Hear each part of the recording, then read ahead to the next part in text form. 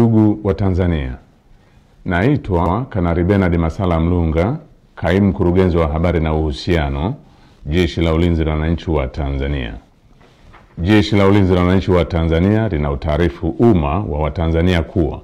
linaendelea kufuatilia kwa karibu na kutathmini hali ya ulinzi na usalama nchini katika kipindi hiki cha kuelekea uchaguzi mkuu unaotarajia kufanyika tarehe 28 na tarehe 29 mwezi Oktoba mwaka 2025 kama ilivyotangazwa na Tume Huru ya Uchaguzi nchini na Tume ya Uchaguzi Zanzibar.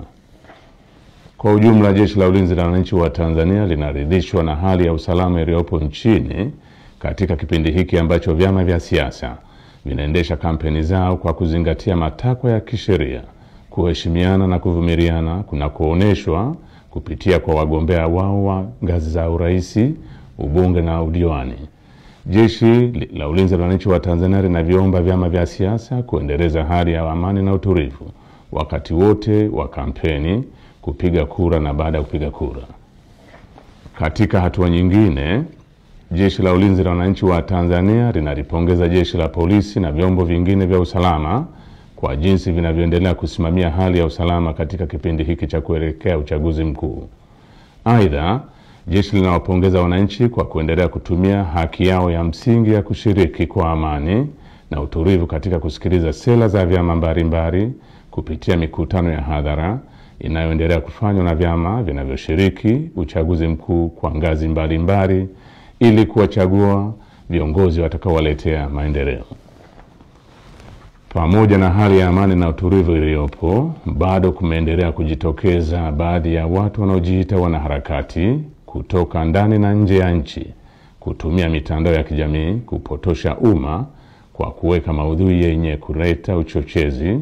kwa kulihusisha Jeshi la Ulinzi la Wananchi wa Tanzania na siasa ili kutimiza azma yao ya uvunjifu wa amani. Jeshi la Ulinzi la Wananchi wa Tanzania linaomba umma wa Tanzania kupuuza machapisho au taarifa ambazo zimekuwa zikionekana kwenye mitandao ya kijamii. Wananchi wanakumbushwa kuwa taarifa zote zinazorihusu Jeshi la Ulinzi la Wananchi wa Tanzania zitatolewa na makao makuu ya jeshi kwa utaratibu rasmi na mawasiliano ya Jeshi la Ulinzi la Wananchi wa Tanzania na umma. Jeshi la Ulinzi la Wananchi wa Tanzania likiwa sehemu ya vyombo vya ulinzi na usalama vyenye dhamana ya ulinzi nchini, ninapenda kuhakikishia Watanzania wote hali ya amani, usalama na utulivu katika kipindi hiki cha kuelekea uchaguzi mkuu, wakati wa uchaguzi na baada ya uchaguzi mkuu. Asanteni kwa kunisikiliza.